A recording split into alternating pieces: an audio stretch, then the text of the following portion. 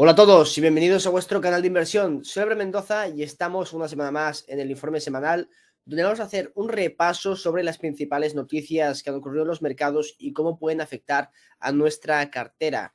Quería hacer este vídeo este fin de semana, pero bueno, como estaba la OPEP reunida, he pensado que sería mejor esperar que los ministros saudíes, los rusos y demás gente pues decidiese qué va a hacer con el suministro de petróleo, y por eso he esperado hasta hoy lunes para publicaros este vídeo y de paso pues ya aportaros esta información de la reunión de la OPEP en la sección que tenemos del petróleo. La dinámica que vamos a seguir, pues hablaremos del mercado en general, después hablaremos de commodities, del petróleo y de ciertas tendencias que estamos viendo estas últimas semanas, y después hablaremos de algunos materiales básicos y del oro y la plata y a ver cómo lo están haciendo. Antes de comenzar con el tema en cuestión, pediros que dejéis un like si os gusta este contenido, que apoyáis pues al canal de esta forma, y también si comentáis pues ayuda muchísimo a que el algoritmo pues haga su trabajo y este vídeo llegue a más gente. Y también quería dar las gracias a todos los que estuvisteis en el evento de Rankia. Rankia hizo un evento aquí en Barcelona este fin de semana en la cual pues di una charla en la que titulé pues transición y crisis energética, en la cual pues hablo de los impulsos gubernamentales, ¿no? La fuerte inversión que hay en energías renovables, pero cómo esto va a afectar a la demanda de petróleo, que es nuestra principal fuente de energía a día de hoy, y esto puede llevarnos a una crisis energética en la cual pues nos falta energía, suban los precios y esto afecta a nuestro nivel de vida. Yo os dejaré la charla que dura una media hora aproximadamente. Estas semanas ya haré el clip y os lo colgaré en este canal para que la podáis ver y me deis vuestra opinión. Y dar un saludo a todos los que vinisteis a la charla de Rankia, y bueno, y saludasteis, estuvimos allí también luego tomando cervezas, pues un saludo a todos y bueno, me lo pasé muy bien, así que os saludo a todos desde aquí. Y bueno, vamos a ponernos en materia, ¿de acuerdo? Primero, vamos a ver cómo lo ha hecho el mercado. Os lo voy a poner aquí en grande para que lo veáis. Y es que el Standard & Poor's lo ha hecho realmente bien esta semana. Como veis, sube 126 puntos, es decir, un 3,04%, y se sitúa ya pues cerca de los 4.300. De hecho, el índice de Standard & Poor's lo está haciendo realmente bien. Y es que el sentimiento sigue siendo un sentimiento muy positivo. Seguimos con el Fear Greed Index en los 62 puntos, lo cual pues, nos indica que el sentimiento del mercado a día de hoy es bastante bueno, y de hecho lo estamos viendo sobre todo pues si nos fijamos en redes sociales, etcétera, pues que el sentimiento está siendo muy bueno y la gente está pues motivada con el tema de las inversiones. De hecho, pues ahora vi un tuit también de que el plazo de tenencia de acciones estaba en 4 meses, el plazo medio, lo cual me parece un plazo bastante elevado, o sea, quizá no para mí, ¿no? Pero para el mercado en general, que la gente está holdeando porque esto se va para arriba. Que ya veremos qué termina pasando. Yo creo que estamos ya bastante cerca de este cambio de políticas y que la Fed pues va a comenzar ya pues a bajar los tipos, y no, por lo menos a pausarlos, porque bueno, estamos viendo algunos indicadores mixtos, todavía tenemos indicadores mixtos que nos indican que la situación es bastante compleja. Por ejemplo, este indicador nos indica las horas ofertadas en Estados Unidos. Como podemos ver, pues van bajando las horas ofertadas en los nuevos trabajos, pues son menos horas. Esto significa que seguramente hay menos trabajo.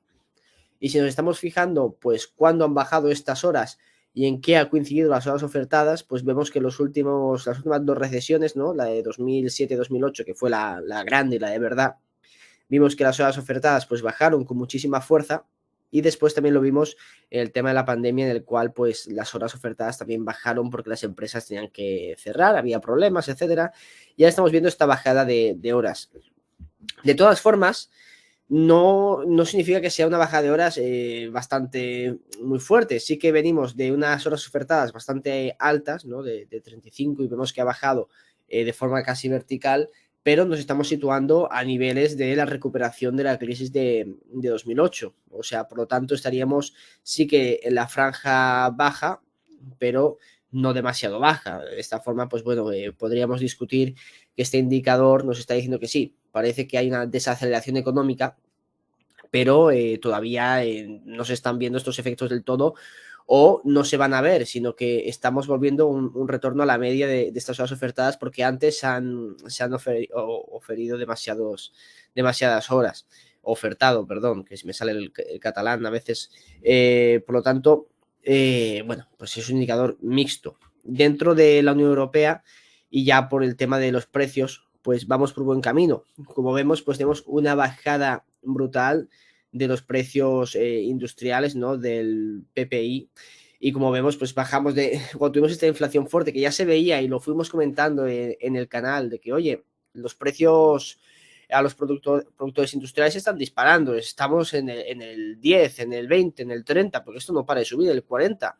Esto se va a trasladar a los consumidores en forma de inflación. Y así ha sido, y así pues predijimos un poquito aquí la inflación en el canal, que es algo que se veía venir. Pero ahora parece que estamos entrando en un entorno bastante deflacionario y podemos ver que estos precios, este incremento, pues ha bajado muchísimo. O sea, sigue siendo un incremento porque esto no es que haya una deflación, de hecho hay una subida de los precios del 1%, pero no del 45% como vimos antes. Ha corregido con muchísima fuerza y tal como subió de forma vertical, ha caído. Y esto es muy bueno para los próximos datos de inflación, porque al fin y al cabo, pues vamos a depender también de los productos industriales. Y esto, sobre todo, es debido al tema de la energía. Y lo vemos, pues que no os he puesto, me parece aquí, pues la diapositiva, pero es que los datos de inflación en Europa que salieron, pues han sido bastante positivos. De hecho, se esperaba una inflación, si no recuerdo mal, del 6, del 7%, y hemos obtenido una inflación general de 5. Ahora, perdonad que no tenga la diapositiva a mano, pero bueno, os resumo que ha sido un dato bastante positivo, por debajo de las expectativas de inflación, y que el principal contribuidor a este tipo de bajada ha sido el precio de energía, que se ha moderado bastante desde inicios de año. De hecho, lo ha hecho bastante mal. Y hablando del petróleo ya en concreto, vamos a entrar al tema de la energía, hemos tenido una semana bastante buena. Como vemos, sí es cierto que a principios de semana bajamos y corregimos con bastante fuerza, aquí centrarnos en el West Texas Intermediate del petróleo americano, en el cual pues bajamos de los $74 a los 67. La verdad aquí nos hizo bastante pupita en la cartera, que ya sabéis que tenemos bastante petróleo, pero después de esta reunión de la OPEP, pues hemos tenido una fuerte subida y situando pues el West Texas por encima de los 73 y el Brent rozando los 77-78 dólares. De hecho, salió un comentario interesante en el cual pues los saudíes para cuadrar sus cuentas pues necesitan un Brent por encima de 80. Y eso es algo que ya comentamos en el canal y os puse una tabla hace tiempo bastante interesante con muchos países dentro de la OPEP de qué niveles de precios y a su producción de aquella época necesitarían para cuadrar sus cuentas. Y aquí no es el break-even de producción, ¿de acuerdo? Porque sus break-even, los saudíes es súper bajo. O sea, seguro que están produciendo el petróleo a $10, a $15. Depende del pozo, ¿no? Tienen muy buenos break-even, pero el Estado tiene sus megaproyectos, tiene sus gastos sociales y las cuentas han de cuadrar. ¿Y cuál es la fuente de financiación primaria de todos estos países? La explotación de los recursos, en concreto de la OPEP, pues de los hidrocarburos, ¿no? Del petróleo. Entonces necesitan niveles entre 80 y 90. Y parece que los saudíes están dispuestos a defender este suelo del petróleo. Y de hecho han anunciado, y esto fue la bomba que ha hecho que se dispare el precio del petróleo estos últimos días, han anunciado que van a recortar voluntariamente el mes que viene en 1 millón de barriles de petróleo, que es algo que no se acababa de esperar. Yo no era lo que esperaba después de la reunión de la OPEP. Yo sé que se rumoreaba y lo puse por Twitter de, hostia, parece que la OPEP va a anunciar algún tipo de recorte, alguna medida para balancear el mercado de crudo.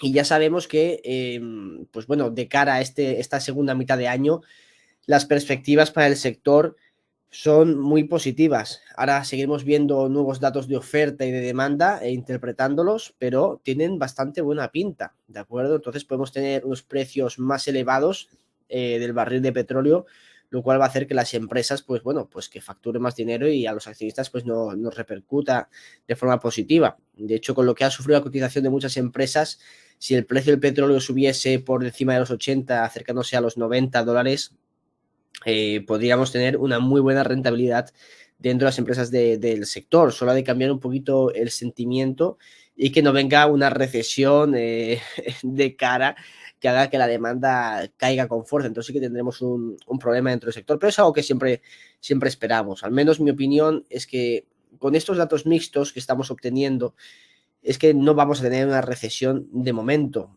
Quizá es posible que tengamos algún tipo de problema a finales de año, pero yo creo que este verano vamos a vivir pues un verano de expansión. De hecho, muchos países todavía no habían recuperado estos niveles de expansión por el COVID, o sea, todavía no se había comenzado a viajar. Si es cierto, el año pasado ya se recuperó prácticamente, pero en otros sitios del planeta, como por ejemplo en China, pues todavía no. Ha sido este año que ya se está volviendo a abrir y que van a comenzar pues a aumentar pues este consumo, ¿no? de petróleo al añadir viajes y consumo de forma general este verano. Entonces yo creo que vamos a vivir un verano muy bueno en cuanto a consumo y en cuanto a consumo en general y consumo de petróleo, ¿de acuerdo? Y bueno, en esta reunión, al final, pues, los saudíes han decidido hacer un recorte adicional de 1 millón de barriles para situar su producción en los 9 millones. Y esto se suma ya a los recortes de los 2 millones que habían anunciado hace unas semanas, ¿de acuerdo? Por lo tanto, pues de esta forma están nivelando y están poniendo un suelo a lo que viene siendo el precio del petróleo. Y como ya veremos, las perspectivas para la segunda mitad de año son bastante positivas. También quiero que os fijéis en esto es clave. Pensad que muchas perspectivas de producción, sobre todo los de la EIA, la Agencia Americana de la Energía, pues estaban previendo que Estados Unidos produjera al final de año unos 13 millones de barriles de petróleo. Actualmente está en una producción de unos 12.200 millones aproximadamente, 12.300, pero no acaba de despegar esta producción. ¿Y va a acabar de despegar esta producción? Pues ya os digo yo que con los precios estos bajos que estamos siguiendo ahora mismo, no tiene muy buena pinta. Y este gráfico son los RIGs, ¿de acuerdo? Son las plataformas de perforación de Estados Unidos de petróleo, ¿de acuerdo?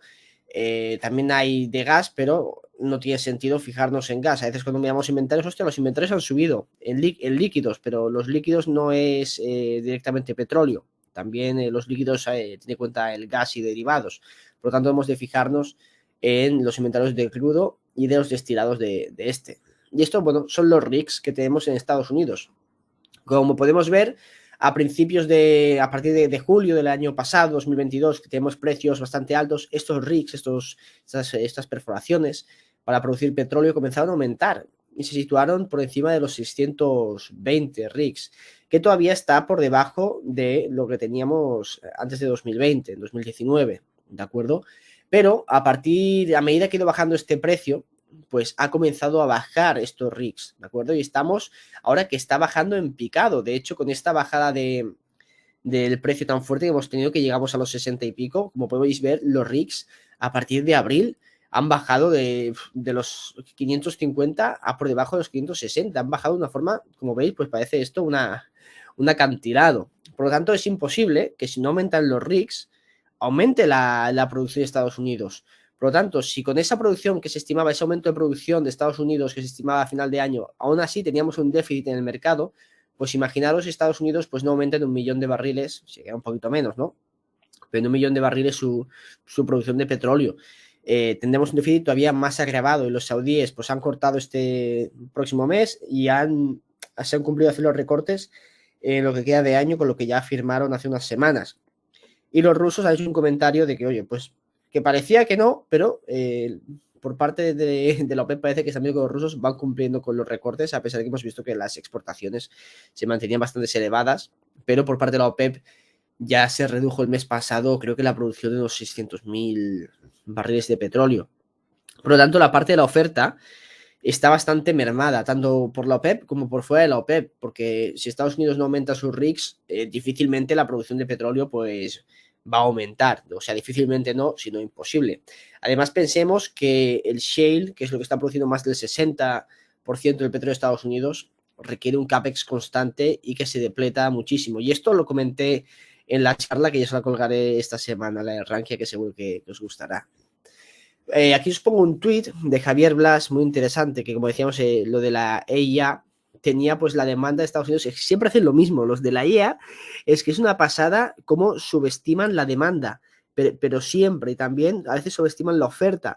Yo creo que no sé si tienen algunos intereses de por medio, seguramente sí, de mantener los precios bajos para que la economía circule o no sé, pero siempre subestiman la oferta, o al menos desde que los voy siguiendo, pues estos últimos años es bastante claro. Y como podéis ver, pues ella ha revisado significativamente pues la demanda de marzo de este año a nivel de los datos mensuales que tienen. De hecho, pues a veces va sacando datos preliminares a nivel semanal, pero bueno, al final lo revisa al alza. De hecho, la demanda total de Estados Unidos en marzo ha sido de 20.449 millones de petróleo, ¿de acuerdo? O sea, unos 20 millones, sí que me he flipado, unos 20 millones de barriles de petróleo, si no, no habría petróleo suficiente para alimentar esto. Pero la estimación inicial era de 19,9 millones de barriles de petróleo al día. O sea, es una diferencia de medio millón de barriles de petróleo. O sea, una diferencia muy significativa, pero muy significativa. Medio millón de barriles de petróleo es bastante. Además, estamos viendo como la demanda de diésel y de gasolina y de jet fuel está subiendo de forma bastante importante. De hecho, son la mayor contribución de aumento de demanda, no los líquidos en sí como derivados del gas natural, ¿de acuerdo? Por lo tanto, esto es muy importante porque la EIA sí que ya estimaba a principios el crecimiento de la demanda mundial este año en 1,2, en 1,5 millones de barriles, pero la OPEP ya lo estimaba en 2 millones y la IEA, que es la agencia internacional, pues también en 2 millones, si no recuerdo mal. Pero mira, ya lo van a tener que revisar al alza seguramente porque el aumento de demanda es significativo. Y Estados Unidos, que sí, que va siendo, como digo, los datos mixtos de recesión y tal, pero estamos viendo como la demanda está aumentando bastante en Estados Unidos, lo cual es un dato bastante positivo. Y bueno, datos negativos que tenemos, pues tenemos el tema del zinc, y es que el zinc no lo está haciendo demasiado bien. De hecho, lleva un año horrible y por eso os he puesto este metal que ha pasado de los $4.000 la tonelada hacia los 2.000. Ha caído pues casi un 50%. ¿Y por qué nos afecta el zinc? Sobre todo por la posición que tenemos de Adriatic Metals, que tiene es un mix de zinc bastante significativo, ¿de acuerdo? No es la mitad exactamente, pero dice el 30% es zinc. Y el precio ha caído de casi $4 la acción a $3 la acción. Lo que se ha puesto bastante interesante para volver a entrar en esta minera. Recordar que Adriatic va a comenzar a producir a finales de este año y los cash flows que va a generar van a ser significativos. Si el oro y la plata aguanta, pues se podrá subsanar esta caída del precio del zinc a nivel de cash flows, pero estaría bien que tuviésemos un poquito de remontada. Pero es que, como veis, los inventarios de zinc en Londres han subido un 64% en 2 días. De hecho, se ha disparado los inventarios de zinc y habría que ver realmente por qué. He estado leyendo por ahí que hay algunos intereses de Glencore y alguna adquisición, etcétera, que quizá pues tocando el tema del zinc. Bueno, no voy a entrar en este tema porque tampoco voy a decir nada que nos aporte ni que nos esclarezca nada. Pero bueno, puede haber cositas por ahí.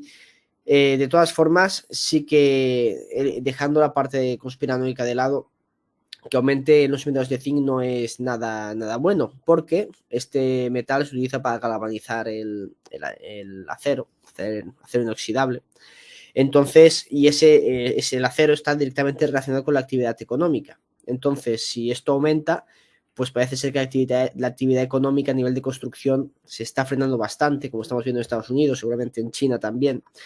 Y es un indicador económico, como digo, de estos mixos que estamos teniendo ahora, pero significativo de ralentización económica. Por lo tanto, no es algo positivo. Y bueno, ya hablando del oro y la plata, pues vemos que la plata esta semana pues ha corregido bastante, ¿de acuerdo? De hecho, tuvimos una fuerte subida de la plata de los 23 a los $24, una buena subida para ahora corregir a los 23,5. De todas formas, pues bueno, mantenemos un poquito el tipo con el precio de la plata, así que es bastante positivo. En cambio, el oro sí que corrige con más fuerza, o al menos gráficamente parece que sí, y es que después de subir a los $1.980, corrigió y bajó en picado directamente, como veis, con muchísima más fuerza que la plata. Bajó a los $1.942, lo cual no es algo demasiado positivo.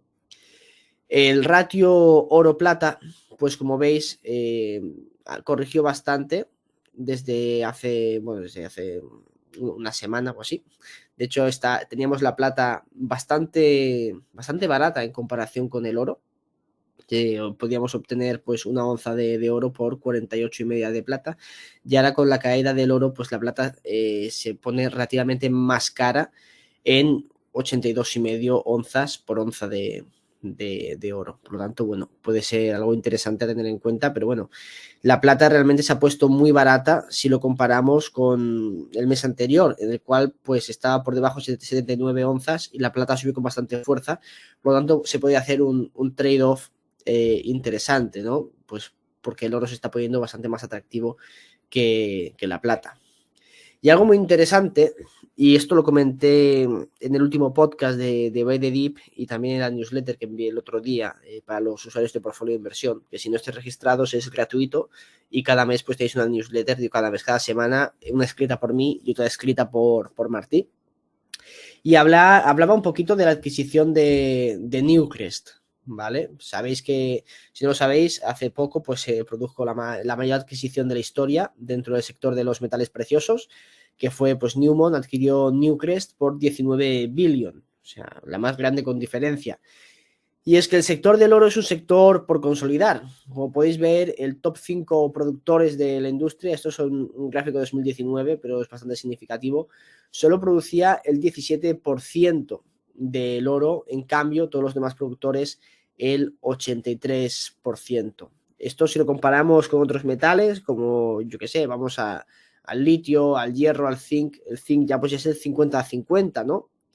Pues es un sector bastante potente por consolidar, incluso con el cobre, que es el metal que se negocia pues de más poder, digamos, por decirlo de alguna forma, ya es no el doble, pero casi el doble, el top 5 de los productores que copan el 32% del mercado. Entonces es un sector muy fragmentado, que tiene muchas tendencias o debería tener una tendencia a consolidarse.